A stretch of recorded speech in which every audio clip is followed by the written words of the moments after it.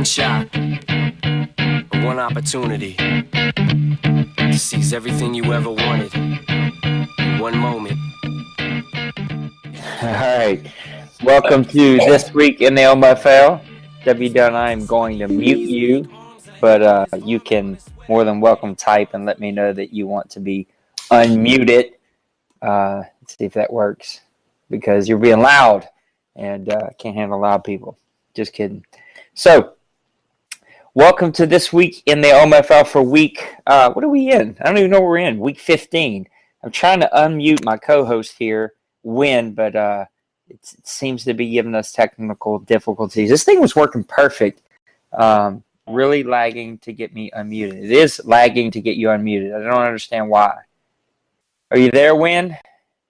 All right, so I don't know what that was all about. That must have been Callie. So anyway, Win is trying to unmute his phone. We're going to mix this up just a little bit this week, and we're going to try some new stuff. So let's just jump right in. We're going to do a hot seat right off of the top of the show, just because Callie has a garden to go get ready tonight or something. I don't really know what he's doing, but he only has a 20-minute window before the Border Patrol comes and gets him. So we're going to jump in with one of our favorite OMFL owners, owner of your OMFL Buccaneers, past champion, gardener extraordinaire, Callie Buck. Welcome to the show.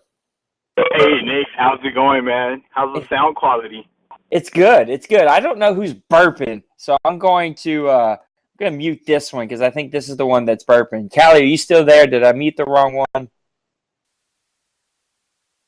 I think I muted the wrong one. So let me hold on. We're coming back. Callie, are you there?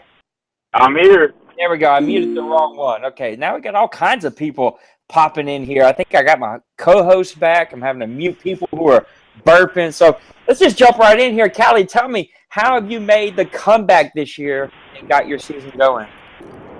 Man, you know what? Getting used to this new game has been tough, I think, for more than just me. But, it's just getting the running game back together. I know it's the yards are not there, but if you're a running team like I am, you know that it's not all about the yards. It's about the attempts.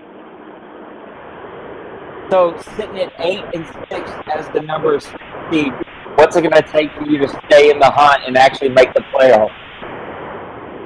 Well, right now it's going to take a lot of luck, man. The Cardinals, your team's coming right behind me. I'm not worried about the Eagles since they already lost to the Saints.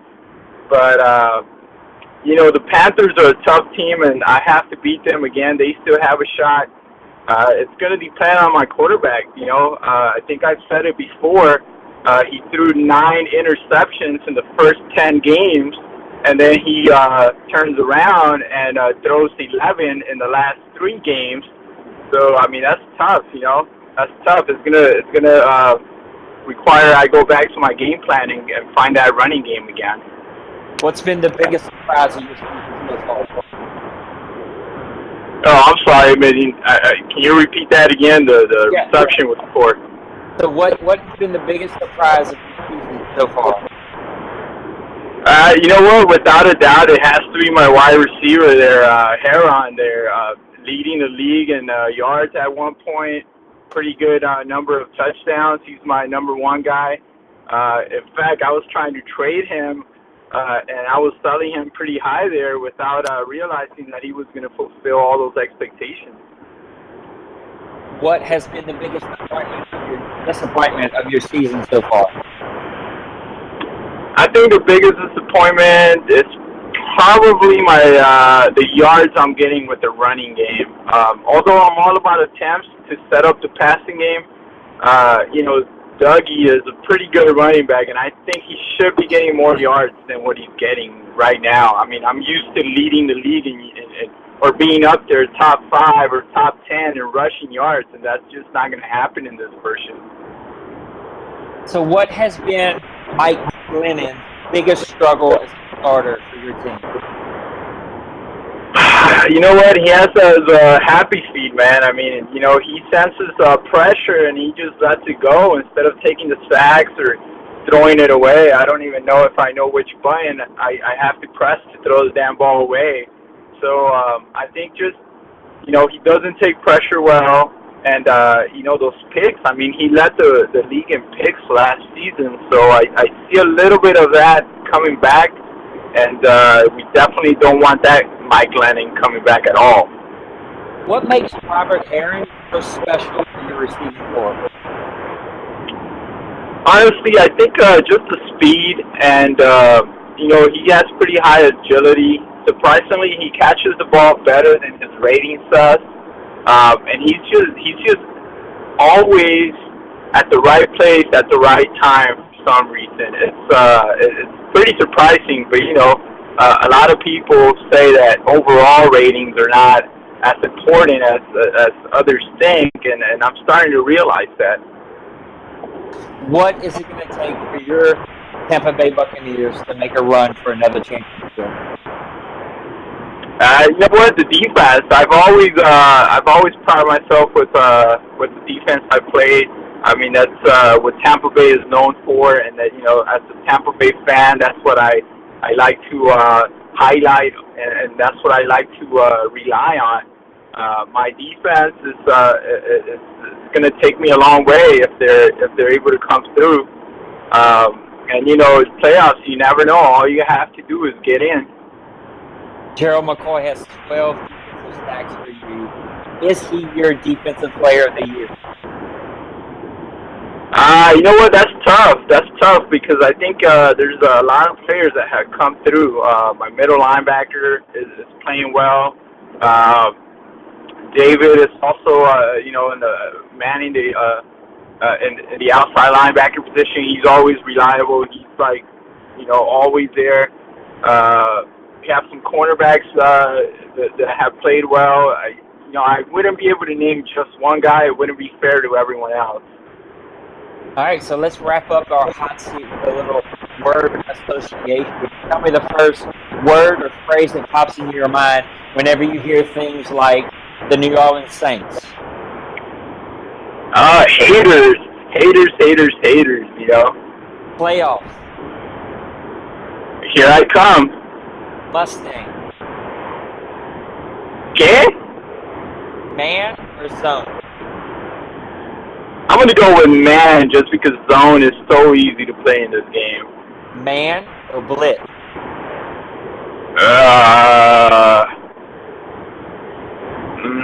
That's a tough one there. I'll go with blitz just because I'm starting to find some nice blitzes. Although I never used to blitz before. Pick six or a long bomb for a touchdown? Long bomb, especially with my new toy there, the new wide receiver I found this season. And finally, OMFL. The greatest league around, man. I used to run leagues before in PS3. I never messed with it in PS4 just because it takes a lot of time.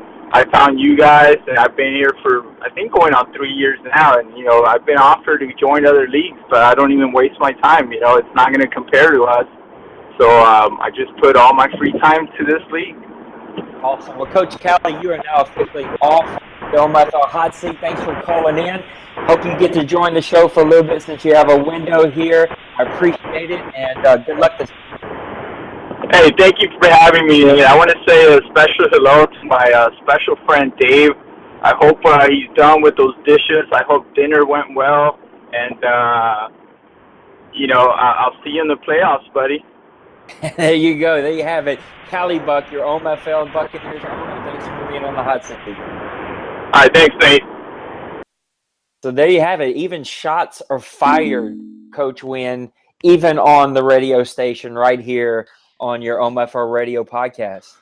Yeah, that was a little bit of a cheap shot there at the end, but hey, I guess it's all in good fun.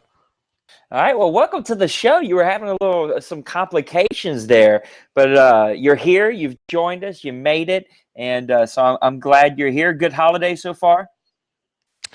So far, yes. I get to go back to work tomorrow, but after Wednesday, I will be off for 4 days and visiting with some friends and family in Mobile, Alabama, in that area. Well, there you go. Look, we missed last week's show mainly because of my fault. I went to visit some family and done a lot of traveling, no internet, couldn't hook it up. So we're going to jump right in here. Let's look at some quick Week 14 games. We had some really interesting games, but we're going to talk about two really specifically. I'm just kind of showing everybody the games on the podcast here. And I'm going to jump right in and talk about the one that stood out to me. I'm going to talk about the Packers and the Bears. I'm going to show you the one stat that really stuck out to me. It's right here, 35 carries for 211 yards. I have my own little soapbox about this whole, 30, 25, 35 carries. Like, no one else ran the ball but Jay Cutler. Here, I'll give you, here is how you win in the league. Go out and get you a 90-plus overall running back that can run people over and has some speed, or doesn't even have to have speed. Run him 30 to 35 times, play zone defense, and blitz every third down. You're probably going to win most of your games. You're going to make the playoffs. That's just kind of how this league has went. And I sure hope – I know that the guys are looking at it, but I sure hope they take a really hard look at it, because these 30 to 35 carries for running backs with no one else even getting a look is really getting old really, really fast. So there it is. The Bears upset the Packers this week. He's got his team rolling. He's playing some great defense, but we got to do something about these carries. What's your game that you want to look at? Well, my game I want to look at is the upset of probably the OMFL season, which is the Ravens making their way to 500 by beating the high favored Raiders and the commish 19-15. Big thing about this game is the Ravens had 3 takeaways in this game to the Raiders 2, which always helps if you can win the turnover battle against Dunn. And both his quarterbacks did not play well at all. They made a lot of completions. Derek Carr went 15 of 25 for 156, but 2 interceptions, no touchdowns. Darren McFadden didn't get rolling, but he did get 2 touchdowns.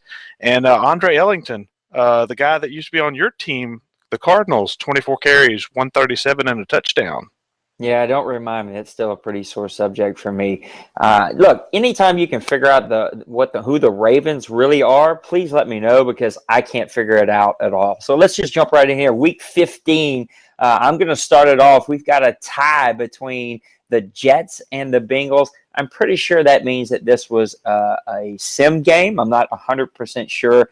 Looking at the stats. That is incorrect, mate. It isn't. Wow. That was a played game. I actually watched that game.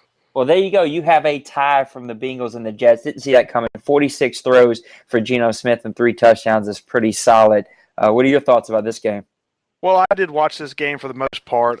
They had it streaming live. Mickey had it streaming from the Bengals network.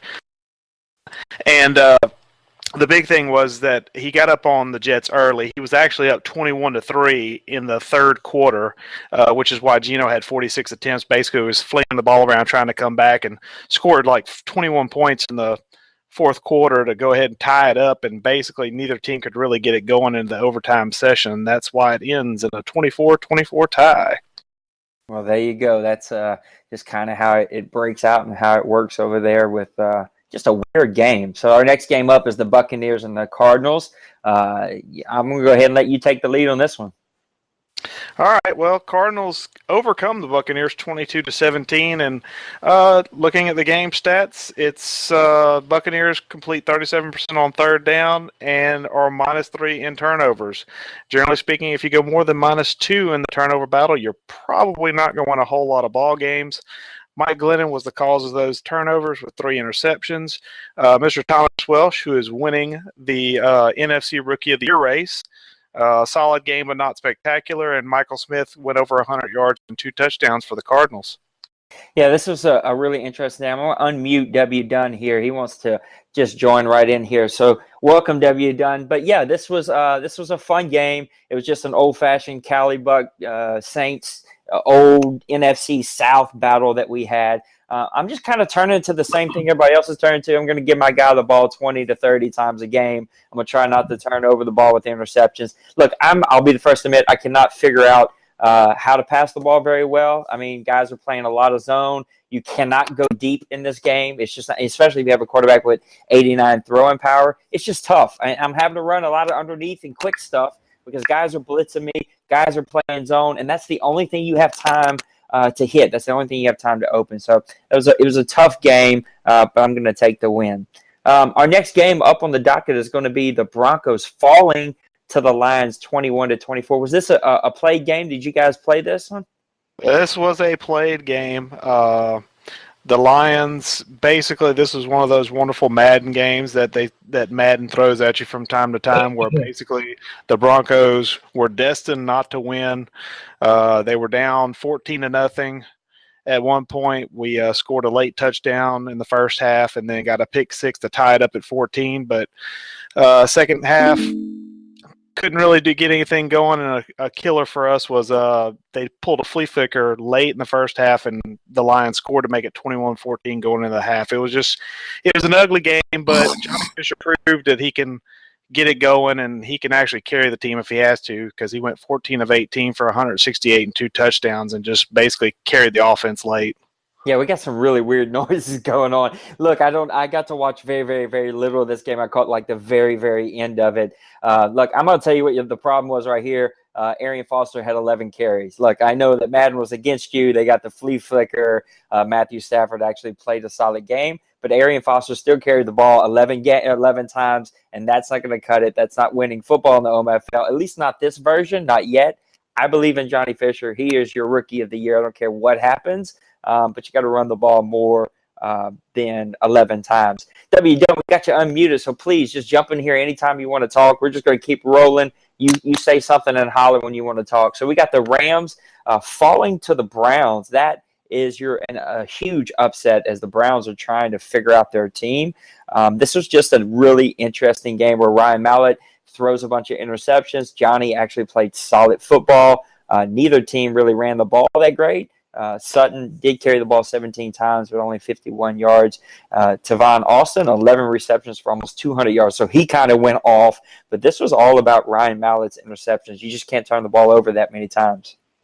No, you cannot. And Justin Gilbert for the Browns had a good game with 2 interceptions of Ryan Mallett. And the big thing, I think, for the Browns was just having balance.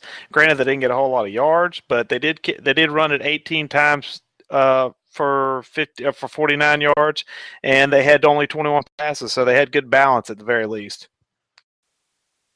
Yeah, your next game up is going to be the Seahawks and the Packers. We're still trying to figure out exactly how our agenda is going to go here, but we're going to just kind of run through these games. We've got some other things that we want to hit before this podcast is over, but the Seahawks fall to the Packers 22-13. The Packers have been pretty red hot lately, and the Seahawks just kind of are one of those back and forth teams. I think this game might have been played, might not have been played. I'm not really 100% sure. It was one of the last games that was on the list.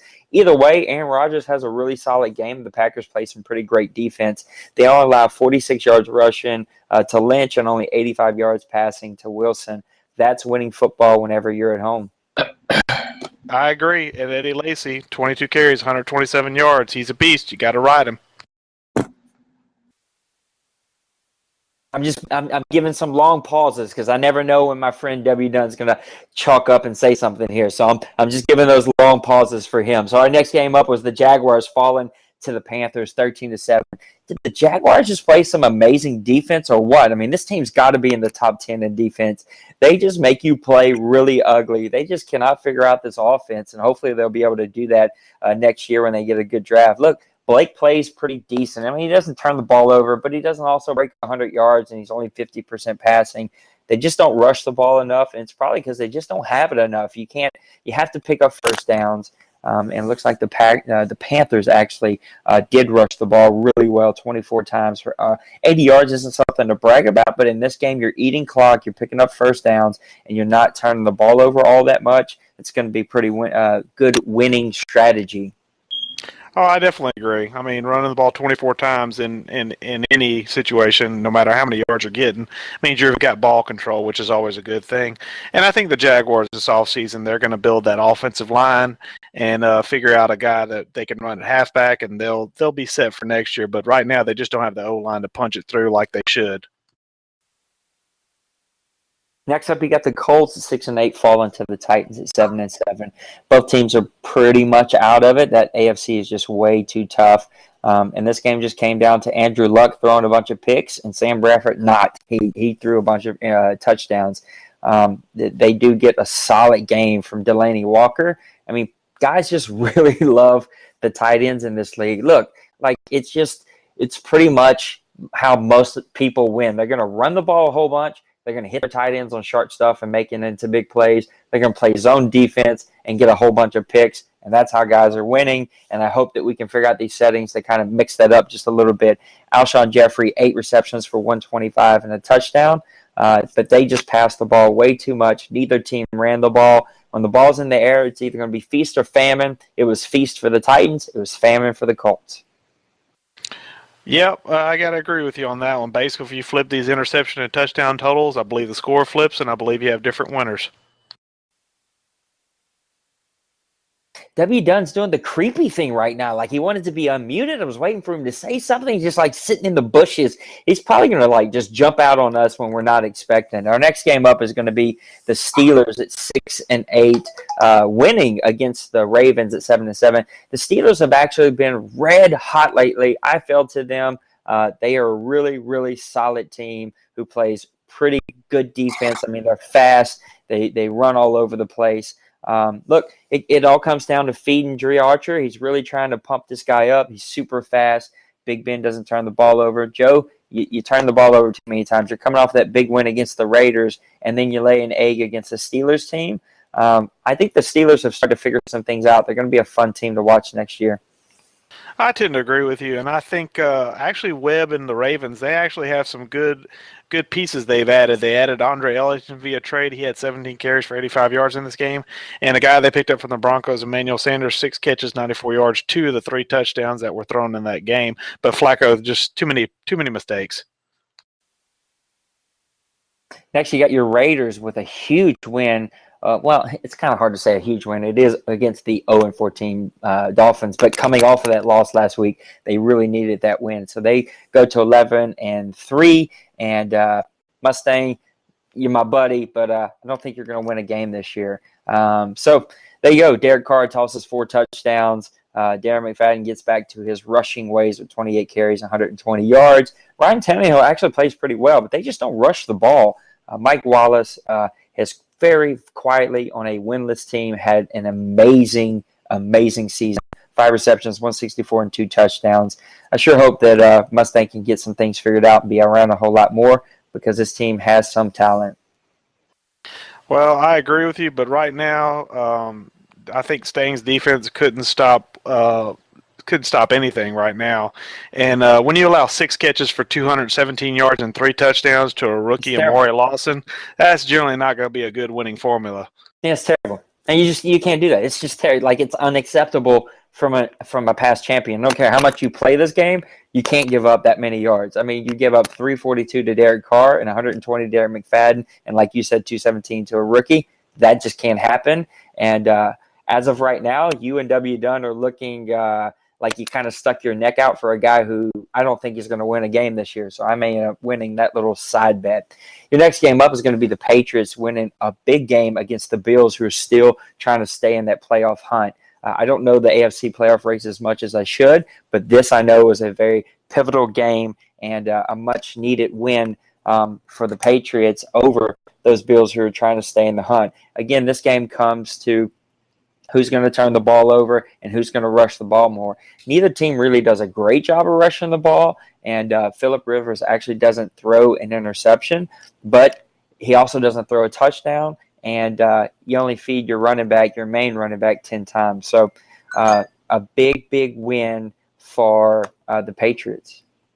I agree with you. This was pretty much a playoff game for both teams. They were pretty much you win and you stay in. If you lose, you're all but eliminated. I do believe the Bills might still have a prayer, but it's very small if it is still there. This is a huge win for the Patriots to keep them in that tight race. All right, I got the Dunns confused. I thought it was W. Dunn that was asking to be unmuted, and it actually was not. It was actually our commish. So let me welcome in the commish of the OMFL. You are now unmuted. You should be able to talk to us. What do you got to do to get in here? That's what you have to do. You just have to ask, and it's the confusing. I had so many rips in 2 languages for Cali. Oh my God! You see, you gotta set me up better than that. See, I just seen the Texans come in through. Sorry, I didn't know the way the process was going to go. I didn't know where the process was going to go. That's okay. Now we know next time. I'm glad to have you in here. Look, just jump right in with us, all right? We're going to finish covering these games real quick. I'm if you got enjoying something to listening to say, Wynn's very good. He is pretty good. He's pretty talented Very guy, good. right? I thought If we can just keep him from quitting, that's what we got to do. We just got to keep him from quitting. So I'm glad he's winning this year. I have to quit at least 3 times a year, otherwise the NFL will not be the same. That's fine. It's understandable. All right, next game up. The Saints with a huge win against the Eagles. The Eagles are tanking. They have to be. I mean, there's no other way to explain this. They got to be tanking to be this bad lately. Drew Stanton is your starting quarterback for the Eagles. What the hell has happened to that team? He throws 3 interceptions. Drew Brees throws 3 picks too, but the Saints still just play amazing defense. They sneak out with a 7-point win on the road. Well, I think the big thing right there is Nick Foles is out with injury right now. Bingo. So Bingo. Yeah, Even if you're not going to win with Drew. You're not going to win with Drew Stanton back there. You're just not, and they're not feeding the ball to LaShawn McCoy enough. If Nick Foles is out, you've got to feed McCoy. Shady only gets 15 touches for 68 yards. I don't care who you're playing. That's not enough touches for LaShawn McCoy with all these other guys getting like 35 and 40 carries. KD has not adjusted to the new game at all. He's not. He has good defense, but he's got, Foles. He's close to my heart as I left. He's very late with the ball. He's got a slow, deliberate release, and KD's just not having those windows open that he's used to having through a zone or even man. So he's really bad. Where's the rookie? He had this rookie that he was playing with. I don't know. He was putting him in for running purposes, but that's another thing. Another comment I'd like to make. You cannot run like you could last year. If people saw man under, they just take off with a quarterback. Now people see cover 4, they're trying to take off with a quarterback. But people are doing a good job of spying, and guys are sitting in blue zones, and those quarterbacks just aren't getting those big runs anymore. Absolutely. That's why he's the commish. There you go, folks. That is why, because he just drops knowledge on you. What's cover 4? That's what I see. That's what I see from the Eagles. So. Your next game up is the Chiefs with a huge win over the Chargers. This would have been an ugly loss for Jeremy and the Chiefs. Look, the Chargers are a good football team, but they are struggling. The Chiefs are trying to stay in the hunt and hang with the Raiders and the Broncos. This would have been an ugly loss. Tyler Bray is not a very good quarterback right now. They are winning despite him, but this had to be a sim game, right? It was a sim game. Okay, we don't talk about sim games. Jeremy, you got lucky that the computer gave you a win there because that would have been an ugly loss. We're going to just hop on to the next game. The next game is actually... He'd be more worried about squirrel hunting and oil rigging anyway, so, I mean... Oh, my God. He needs to eat a po' boy and get on the show. You guys have to hear his voice. He sounds just like a Saints radio announcer. It's hilarious. I did hear it once last year, and then you sent me the link to that announcer, and it was very scary. It is great. Next game up is going to be the Cowboys winning against the Redskins. We don't talk about the Redskins games this year. I actually did talk to Clavin yesterday. I think was his birthday, or maybe even today. It was either today or yesterday. Sent him a text. Just telling him that we were thinking about him. He responded, thank you. So we know that he's still out there. We're praying for his family. Hope that he can come back one day. Next game up is going to be the Texans at 12-2. The Texans have very easily had the most quietest 12-2 season ever in the history of this league. They moved to 12-2 with a big win over the Falcons. This game clearly was played, so the Falcons evidently showed up. New owner. I watched the entire game. New owner. Who's the owner? He is a referral from W.D. Dunn's brother, Sirocco. He won a Madden tournament in his sports bar in South Florida. Holy crap, so that they means referred he's got to be a cheeser, right? He also is number 2. He's in the top 2% also in the lobby ranking. And that's exactly what you're saying is exactly he's not going to last. Yeah, he's not going to last. That's exactly what I saw. Shout out to Emo because he didn't put me asleep this week. And he did a good job of battling back in that game. There were some difficult conditions there, but. Oh my God! I hope I don't play the Falcons anytime soon. I hate those kinds of guys, but clearly this was a big win for the Texans. The guy is very active, and he's very. He likes to touch base and talk and ask questions. So hopefully it's something that's fixable. And it's just new guy, new league. not knowing his surroundings well. So he'll learn them. yeah, he will. He will go somewhere else. I could tell you this, and a lot of guys are going to learn this the hard ways. Our sliders aren't lobby, so. They are not. Next game up is the Vikings. W. Dunn, our buddy. I got to unmute him for this because he's here. So, W, you haven't been listening to me the last few minutes. I'm going to unmute you here. We're going to bring you in and let you talk about your own game since you are here. Sounds good. Can you hear me? Yeah, we can hear you. Excellent. Oh, Dad, I'm sorry. I'll go to bed now. I'm sorry, Dad. Good night. You are out past your bedtime. What's going on? Anyways, yeah, this game, it was just, I think the story was my ability to shut down Adrian Peterson, and that was pretty much it. Case Keenum didn't really make too many mistakes. He threw a couple of stupid interceptions late when I was trying to put the game away. But yeah, I mean, I made Jay Cutler try to beat me, and that's always a recipe for success. All right, here's the part that I'll get on my soapbox again. When I played him, I did the same thing. I stacked the box. I'm sending people to stop Adrian Peterson. He still ran the ball 30 freaking times against me, and he only ran the ball 13 times against you. So I don't know what it is. Some guys, I guess, lose focus, and they'll stop running the ball. But when they play me, they know, let's just run the ball 30 times. Hey, this Nate. defense is terrible. Hey, Nate. If you look at his rushing totals, Vikings ran the ball 24 times for 126. Maybe if you tried balance, maybe that might work. Yeah, I know. I'm an idiot, and I'm having too much fun trying to learn the passing game in this game. So my stubbornness hasn't allowed me to do that. But yeah, I think you're right, Win. I think I got to get Simmons the ball more. Maybe I'll get Jamon Ball 12 more yards before the end of the season. That would be super nice. I would appreciate it personally. I don't know why I would appreciate it, but I would appreciate it. I'll keep that in the back of my mind. All right, the next game up is the 49ers and the Giants. The 49ers with a big win. Was this a played game? Was this game played, or is Pepper still freaking gallivanting around the yard? Straight sim. Oh, so it's just the opposite of normal Gaddy games. They're very unsim and not sim. They're very unsim and very unstraight, yes. Yeah. So we're not going to talk about those kinds of games. We're just going to keep rolling on. So there it is. There is a look at your Week 15 games.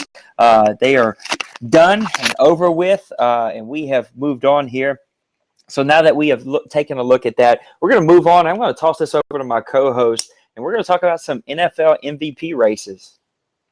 Yep. I went through and pulled off of the console. I pulled the NFL MVP top 3 as they stand at the end of Week 15. And right now, after leading the race for the last 3 or 4 weeks, because I've been paying attention, Broncos quarterback Johnny Fisher has been knocked from the top perch, and he has been replaced by Texans halfback Trent Richardson. The Texans are 12-2 right now, and Trent has 402 carries for 1,445 yards. That's a 3.6 yards per carry average, 15 rushing touchdowns, and 17 receptions out of the backfield for 134 yards and a receiving touchdown. Those are really nice numbers for like a season and a half. But for 402 carries, that's wow, that's a lot. What is it? What's the record? Does anybody even know? Commish, do you know the record for carries? In real life or in OMFL? In real life. Or I don't care. Either one. I think the commission has left us or died, one or the other. No, I'm there. I apologize. I actually got a text, believe it or not, from the Falcons owner, and I looked down the watch to see what it said. Making sure he wasn't to the show. I don't mind that. I'll just answer his questions tomorrow. Anyway, repeat the question. I apologize. What does anyone know the NFL or OMFL or both the record for carries for a year? I actually have it. That would need to be Rain Man. He would have to be on that. Either Win would look it up or Dave would have it on his left ear. So I don't have that. I have the NFL single season carry record. It is held by Mr. Larry Johnson from 2006. He carried the ball 416 times. That's gonna fall. So I don't know what the OMFL record is, but that record is definitely going to be broken this year. We got to get Dave on the show. He's kind of like Bigfoot. Like we've seen him, kinda, and there's some video. Blurry. Yeah, no one's really seen him, so we got to get some DNA to make sure that he actually really exists. I'm gonna just throw my hat in there. This would never happen but Mike Wallace is my pick. I mean, this dude has been amazing for a winless team and a guy who is still trying to figure out how to play this game. This guy has just went off. 1,312 yards receiving. He is my MVP because to me, he matters the most to his team. Well, you know what? I'm going to be a homer on this one, and I'm going to stick with my guy, my rookie, Johnny Fisher, who has only missed on 100 passes all year long, almost 73% completion ratio. He's thrown for 3,155 yards and 26 touchdowns, which leads the league, if I'm not mistaken, and 16 picks, 103.6 QB rating. Find me a better quarterback. It's tough to argue. It's tough to argue. I mean, the guy has been absolutely amazing. So, OMFL Owner of the Year, who are our options? Well, for the off the console, our top three as far as the Coach of the Year right now, we have the head coach of the Texans, so we got Emo. We got the head coach of the Raiders, our commissioner, and we have the Broncos in third place. Let's not talk about the Broncos. If it were me, I'm giving it to the Raiders. The commish, it sounds like I'm kissing up, but I'm really not. I mean, the guy comes over and takes over a team that really was one of the bottom tier as far as talent, and he takes them to the top of their division in 1 year. I mean, what more can you say? Look, I'm going to throw a fourth one in the hat. I'm going to throw St. Dave in there. I know that the console doesn't do that kind of stuff because we kind of look at some other things. But look, I think Dave does a ton for the league. I think he's deserved it. Look, I'm never going to win one, but I'm like, I've been in this league forever. Like I started this league like 13 years ago. But I've never even been considered for an Owner of the Year. I got to get my name in there. I even won a championship. Of course, everybody else threw the game away before I won it, but still, it still counts in my book. So, but I'm throwing St. Dave out there. I think that he has a very impressive season going, and the guy just plays great defense and wins despite Drew Brees, because Drew Brees has really great games and really terrible games sometimes. I can't argue with that pick. Commish, who would you go for? That's a tough one. Are we considering this like, I guess Owner of the Year is a well-rounded owner. If I was doing it basically just off of Coach of the Year, even though he's missed 3 games due to vacation, I'm pretty much amazed at what Pepper's done with the Giants as well. Pepper has to be considered. Yeah, I mean, he's done. I mean, Wynn would know this, and he did, fairly well making the playoffs last year. But that was a team that didn't have a lot of talent, and he seems to control the games that he has played so far. So I would throw, Pepper in there as well. Oh, well, that's another good pick. I mean, I had that team last year, and they had some holes, and he has definitely filled them with the free agent money he had left over. You're welcome, Pepper. And he's done more with that team than I probably would have done had I stayed. Yeah, he made some nice, interesting trades for sure. So.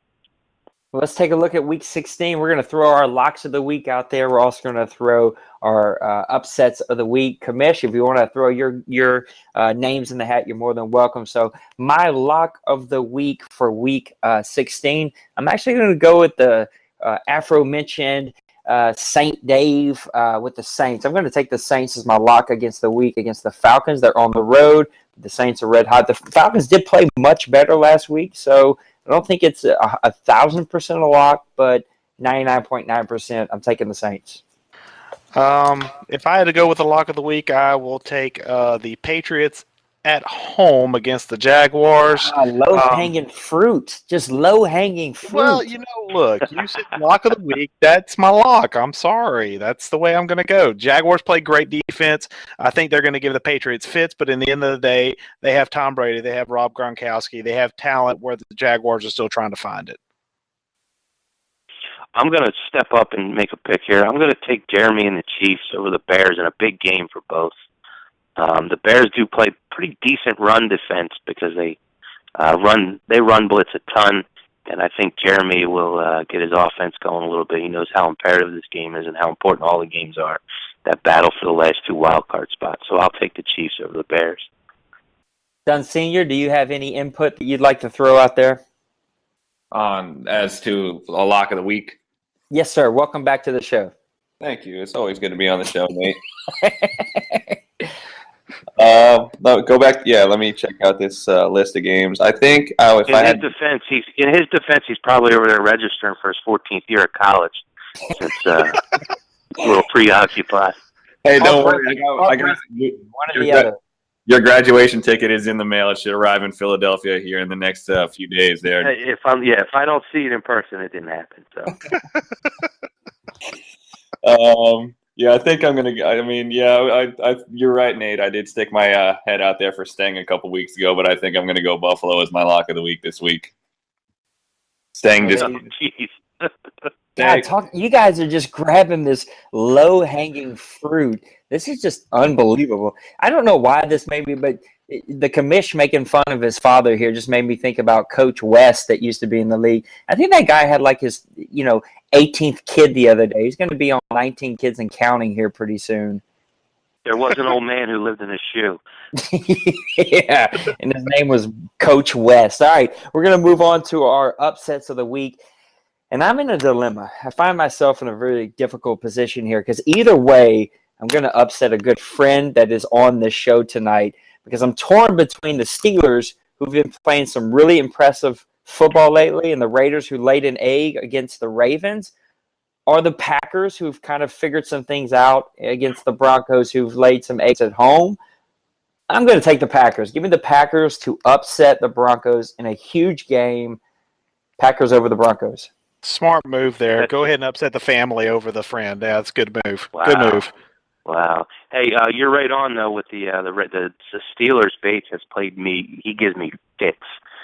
He beat me last year as the Eagles pretty handily when I was the Eagles. He's very patient and he mixes up his defense well. So that's actually not really a reach either because Bates does play me ridiculously tough. Okay, if I've got to go with an upset special, I'll try and go with a less low-hanging fruit. Give me, even though he might be kind of camping it in for the year, I think he wants to show a little pride. Give me the Bengals to upset the Titans in a close one. I like that pick. I will take Sammy and the Browns over Gaddy and the Niners. Oh, please let that happen. Please, yeah. I want that to happen also. Done, senor. See. I figured you would catch on to the drift of how this show's going, my friend. I mean, you've been in college 55 years. Keep up, my friend. Keep up. Boy. Tommy boy. I don't want to be stepping on anyone's toes. I'm enjoying all the comments from my little one who's probably tucked in his bed right now. So I'm going to keep them coming and enjoy them and let them get them all out before I step up and speak. But I think, I do want to get this off, in case DBL is listening, in case True Earp is listening. Here we go. I told him in week 1 of this season, I hope I win 4 games this year, and all 4 of those wins were sweep jobs of those 2 teams. Well, I took care of the Bears, and I'm going to take care of the Lions this week. So I'll finish 6-10 with sweeps of. So my season. Time out. I am not letting you take yourself as an upset at 5-9 over the 4-10 Lions. Absolutely not. I'm actually okay. I'm actually, my upset special this week is the Bears over the Chiefs. Because I could see AP getting the ball 40 times, which I know you're in love with, Nate. Oh, my God.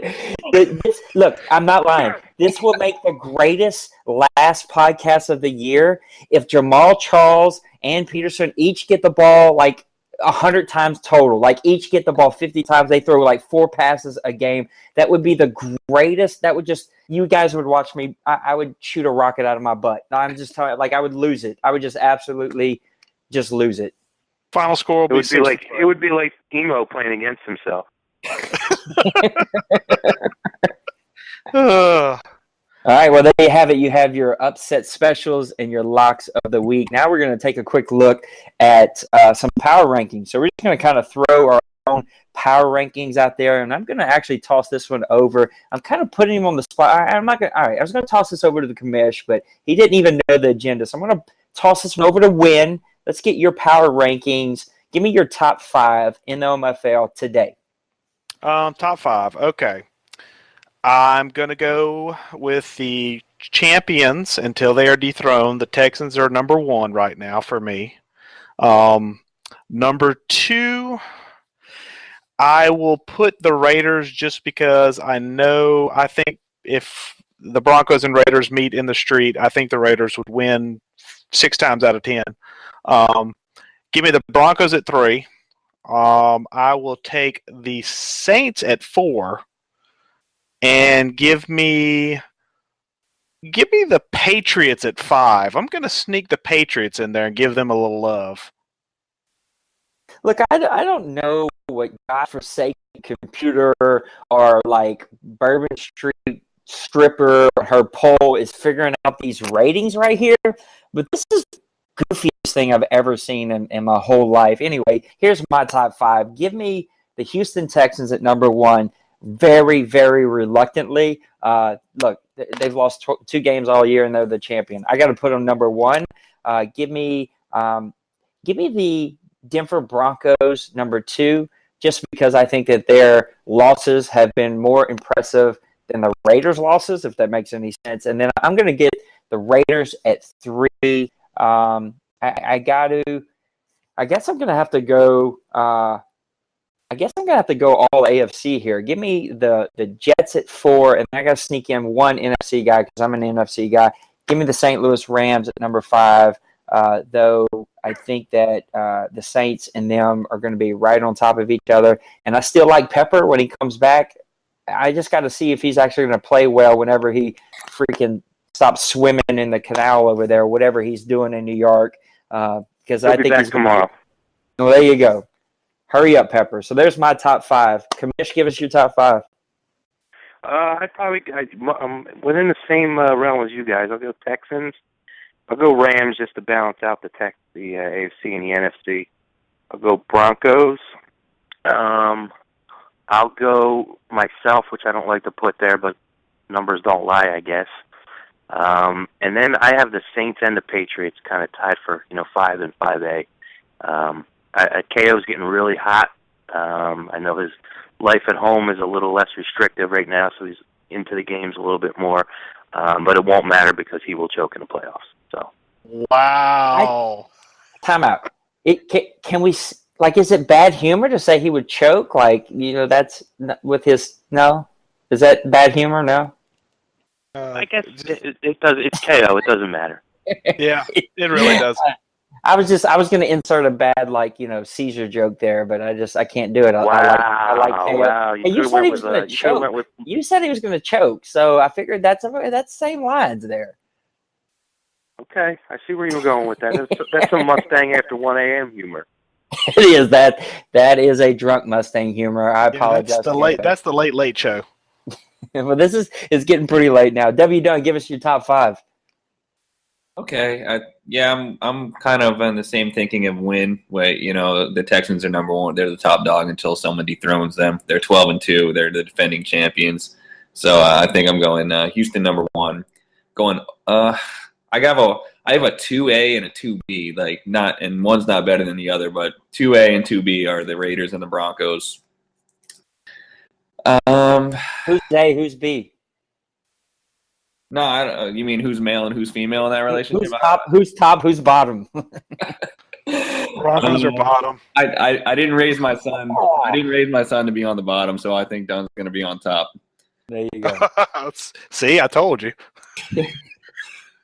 Number 4, I'm going to go St. Louis just because he beat the living shit out of me last week. And number 5, I'm going to go the Giants because Pepper, even though he hasn't played the last few games, when that guy's on the sticks, he's pretty unbelievable. Well, there you have it. There is your OMFL power rankings for us 4 that are on here. It looks like the Bengals are live. I don't know if this is a league game. Does anybody know if this is a league game or not? I'll take that as a no. I'll go ahead and just take that as a no. I have no clue. All right, so while we're pulling this up, we're going to do that's another league. Oh, this is another league? All right, I was pulling it up just to league, see. All right, well, I'm not watching that's actually KD's league. Oh, well, there you go. Well, we are going to spend 5 good minutes each. I'm going to do 5 good minutes, and then we're going to have 5 good minutes of draft talk. So here's my idea, and you guys can go ahead and rip this to pieces. I know that this would never happen. We have the commish. We have the man who makes the plans. We have the man.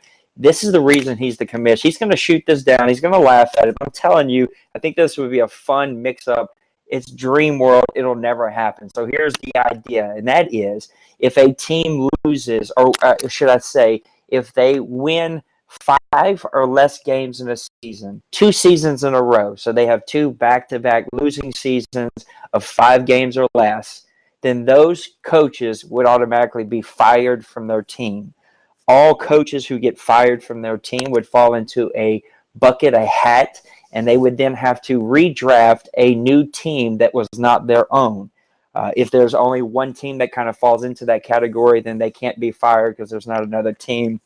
I'm not looking to like kick guys out of the league and get new guys to come in. I know the leagues that do that. I just think it would be a fun mix-up for guys who just kind of get stuck in the rut for a team. They kind of get stuck there for that whole game, and they can't win games, and they just kind of have 3 and 4 and 5 win seasons all the way through a whole game, a whole version. And I think it would be a fun way to mix it up and kind of let teams go and start over with a new team and see how that works out. So I think that it would be fun to fire coaches, throw them in a pool, and let them figure out who their new team is going to be. So that's the idea. That is what I'm tossing out there for you guys to talk about. I would like it's actually been discussed. Wow, really? Not in as detailed as Nate laid that out, but the firing of coaches, yes. It would wake up our boy Mustang, hopefully, as well, because it's the guys that are inactive and play when it's convenient, it's going to throw them back against the wall. So, guys like, Norm, who just overthink themselves, it may hurt. But, guys like Stang and stuff like that, we've actually discussed turning on the firing. Yeah, look, I feel bad about that kind of stuff, like, especially with Mustang. It's work. Like, I kind of get it, and that's his favorite team, but I still think it would be a fun way to mix it up. So, Win, what do you? You're trying to jump in there, and I just walked all over you. No, that's I fine. apologize. That's fine, guys. That's fine. What I was going to say is, speaking as someone who's already implemented these rules in their own gameplay over the last 4.5 Maddens, multiple times. No, that's not even close to the same thing. It's pretty close. Let's be fair. I mean, I fired myself after a bunch of losing seasons. I mean, I've had like 37 losing seasons, and we've only played like 23 seasons in OMFL. This is my favorite. This is my favorite. We'll get, you'll disappear for 7-8 weeks, then you'll come back, and the first post will be, "Hey, I'm back. I'm so glad. Blah blah blah. Welcome Win to take over. I don't know, whatever the 2 teams he's owned." And then like a week later, the next post, because there's no action in the league, is, "Hey guys, I'll see you later." Like, I'm out. Like, that's it. He just dropped the mic. And so like you get a welcome Win back and a Win just quit post back to back on top of one another. That's my favorite of all time. Well, I mean, I enjoyed it too. I guess I must have. I haven't done it yet. I was actually quite content in retirement, and then I got asked to come back, and I was like, "Oh, okay. What team do I get? Okay, it's like I'll take that asking team." for an STD. It's like, "Please, doctor, give me an STD. I really need itching and scratching and burning. Please." Yeah, I like scratching at scabs. Oh no, I like the idea. I think this just got really awkward. Well, I can't help that you made it that way. I did. Anyway, I like the idea though. I mean, it would be maybe set X amount of wins over 2 seasons. Not maybe make it like 5 wins per season, but make it like 8 or 9 wins total over 2 years. Then you get thrown into the pool. I mean, something like that. It would definitely, it would encourage activity at the very least, and I think that would be something that wouldn't hurt, but it would hurt the guys that are legitimately wanting to try and succeed with a team, and just for whatever reason, like just general ignorance behind the sticks or overthinking it or a combination of both. I think it would help in that regard, but it might hurt some guys that are legitimately wanting to be active and just can't figure it out. W. Dunn, your thoughts? Yeah, I think I would fall in that category of what Win just said. I'm enjoying playing with this Vikings team, even though I'm pretty bad at Madden. I do want to try to have at least one playoff season in this version, since I've never appeared in the playoffs ever in Madden. It'd be pretty nice to get there and then get my ass kicked. Yeah, like I said, I don't know that it would ever happen. Of course, I have zero say so. I can just sit here and say my stupid stuff over here. That's why I'm no longer the commission. I just get things rolling and hand it off to smart people. But and again, like I'd be open to even say like in that draft, you can redraft your team if you want to stay there or whatever. I don't know. I think you could come up with some different rules. I just think it would make things interesting. Coming from somebody who doesn't have his favorite team, this version. I would be open to, if I sucked it up with the Cardinals, going and trying out a different team. I think where it gets really, the lines get blurred is when you start messing with guys who do have their favorite team. So I think it would be a neat discussion to have and be fun to see how things went. But like always, if you fart in this league or, you change, instead of 7 minutes, we're going to have 7-minute and 7-second games. Somebody's going to moan and groan, and Norm's probably going to get on a soapbox and get a whole bunch of people to start picketing and, setting crosses ablaze and W-duns in front of the commissioner's yard. Who knows? But I think it would make for a fun conversation to mix things up. So now it's time that everybody's been waiting for. I mean, it's the buzz of the league that the Buckman is making a comeback. So 5 good minutes with the Buckman. Well, I'm not to cut this off, guys, real quick. Yeah, I'm gonna listen to this upstairs, and I'll listen to the archive. I gotta hit the hay. Thank you very much for having me. I look forward to what Buckman's gonna have to say, and I look forward to calling in again. Merry Christmas to you guys and the entire OMFL. Commissioner, we love you. Christmas to you for joining the show, man. I will be listening. I just can't comment if I go upstairs, or my wife will look at me like, "Why did I marry this man?" So. My wife looks at me like that every day. I'm just kind of used to it. There you go. I'm not alone. Have a good night, guys. Happy holidays. Same to you, buddy. So 5 good minutes with the Buckman. Okay. Well, today we're going to be just discussing one particular position, and that position is quarterback. A lot of teams are struggling with their quarterbacks right now. They trying to figure out what's going on, what's happening with their quarterbacks. Well, if you're looking in the draft for a quarterback, this may be a year that was better than last year, where the number 1 quarterback taken, I believe, was a man named Johnny Fisher, if I'm not mistaken. No, and he was not. taken. I wasn't. It was actually Welch that was taken like number 7 overall.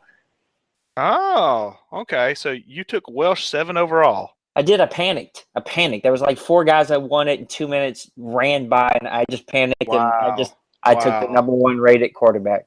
Wow. Okay. Well, that's okay. We'll forgive you. You can listen to me, and you'll know who to draft next year. Trust me, that will happen. But this is a good year for quarterbacks. This is better than last year. If you're looking for a strong arm quarterback high up in the draft, Trenton Coleman out of Tennessee. He's a big kid, 6'2", 234. Really good arm. Threw for about 2,900 yards this season at Tennessee. Had Cortez Miles to throw to, who's the Heisman Trophy winner. So that should tell you how good of a season he had with Cortez Miles out there. If you're looking for more of a mobile quarterback, I'd probably suggest drafting the kid that followed Johnny Fisher, Hayden Daniel out of Auburn. He's another kid, 6'2", 224, got really good wheels. Not completely accurate at the deep level, so you may have to work on that. But this kid could be a future franchise quarterback, kind of in that Cam Newton mold, the dual threat quarterback. A guy to watch out for late in the draft. This is somebody that is kind of low on the radar as far as the draft projection. Look out for a kid, Jared Worthy, Penn State. 6'5", 232, threw for over 3,200 yards this season, 32 touchdowns and 10 interceptions. The kid has a rocket arm. He can hit at all levels of the field. If you're looking to build and you want to draft somebody lower down, maybe get some value picks, a guy like Jared Worthy is a good place to go. Guys to watch out for early in the draft, I would be careful. Not saying he's not going to be a good player in the OMFL, but watch out for guy Kashim French out of UAB. He's a mobile quarterback. He's got some good wheels, but not really there all mentally. And you want to watch his accuracy. He's not very accurate beyond about 15 yards, so you're going to be careful with that guy. Another guy to look out for if you want to draft kind of early, Mark Linder out of the Ivy League of Penn. 6'1", 242, so he's a little smaller guy, kind of stocky, more built to be a pocket passer type of guy. He's not really got the greatest arm. It's kind of an average arm at best. His accuracy is pretty solid, about 25 yards, but if you want to throw deep balls with him, I probably wouldn't suggest it unless you get him some good coaching. Other than that, the only other sleeper I would look out for, guy Donovan Holiday out of Alabama, 6'4", 216, nice, good balance. Won't run away from you with his wheels, but he threw for over 2,800 yards for Alabama as well this season. Had 24 touchdowns and 12 interceptions. Kid was solid, rock solid under Nick Saban, and if you're looking for somebody to kind of lower end pick, maybe has some potential to grow, but won't be too high up on him, Holiday's a good pickup. Well, there you go. There's the Buckman's quarterback draft board, and I got to admit, I am looking for this season to wrap up because I'm excited about a good 2-3 hour draft show. We can even get on there a little early, have a little pre-draft talk, get everybody excited. Like, those were fun in the past, and I'm glad that we got the podcast back, and I'm looking forward to that show. So there you have it, fellas. We have had, this has been a hell of a show. I mean, we start off with some hot seat with everyone's favorite Mexican, Cali Buck. I mean, he's on the way to go do the president's lawn or whatever he's going to do, and he does a hot seat. We got some Buckman's draft board. We had the commish, the man, W. Dunn's son on the show. We had W. Dunn, the Dunn's dads on the show. We got Win. I mean, what more could you ask for? We've even had some seizure jokes in here, and I mean, like, this has been a pretty well-rounded show. I have something we could ask for. What's that? Some talent. Some talent would be nice. I mean, we do have like 20 years of education with W. Dunn, and he's like getting drunk or smoking, or I don't know what he's doing. Like, cause he's just totally lost. We're like, what do you think? And he's like, what are we talking about? And it's like, but some good talent would be nice. So anyone that listens to the show feels, you know who we got to get on here?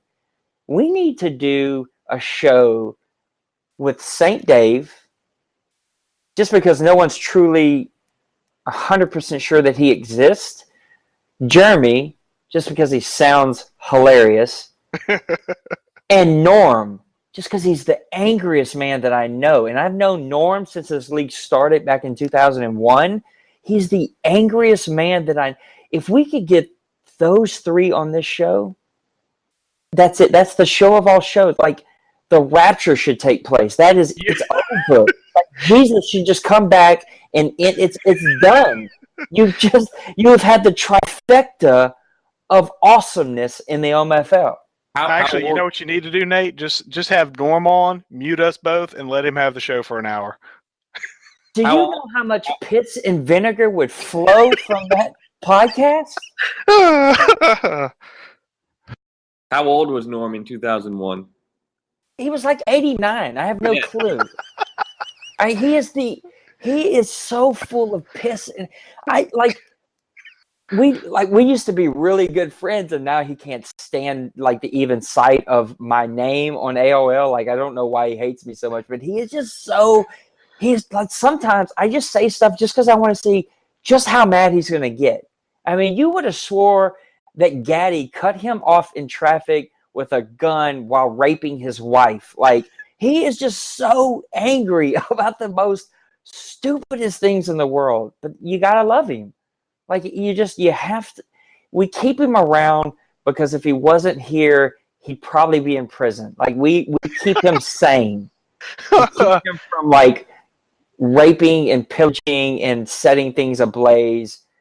Norm, you're probably never going to listen to the show because I don't know that you could figure out how.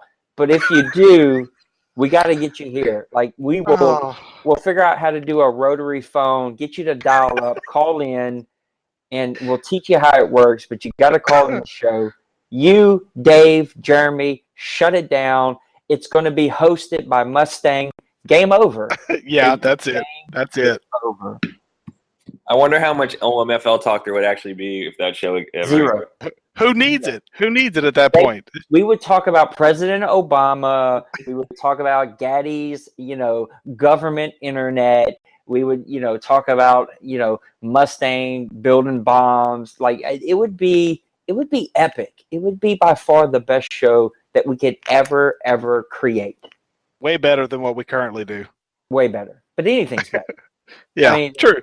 Two monkeys, smelling each other's butt would be better than what we do. But this is what we do. You know what I find funny is that, like, I specifically, like, we actually planned this show out. Like, we actually had an agenda. Like, we actually tried to act like we got our stuff together so that we wouldn't have an hour show. And we did. We didn't have an hour show. We have an hour and 45-minute show. Like, what the hell did we do? We talk too much. Oh, Jesus. My wife is filing divorce right now. I can hear it. I can hear the papers being rustled through her hands as we speak. And W. Dunn still has no clue what we're talking about. He still has no earthly clue what we're even doing right now. No, because I'm trying to avoid that situation. I don't want to wake my wife up and have the fucking divorce papers sitting on my file tomorrow. I thought he was breastfeeding halfway through this show. I didn't know what was. He was just completely lost. He had no clue what we were. He's like, lock of the week. Yeah, lock of the week, sir. Because you mentioned several times, W. Dunn, I unmuted you because you told me you wanted to join in. And when the whole time I knew it was done on AIM. So we're just going to come in at some random fucking moment. And then, but you finally caught on. I guess you checked your AIM and realized it wasn't me. So you kind of ruined my plan for the night.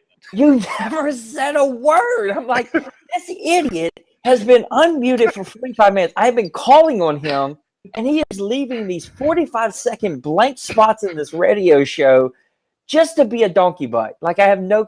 And then I finally read my text message, and it's actually his son that actually wants to be on the show for a change. I didn't even know that that Dunn actually took this crap seriously. I thought he just thought this was all a big joke. But Dunn dropped some knowledge on us, and this is, what?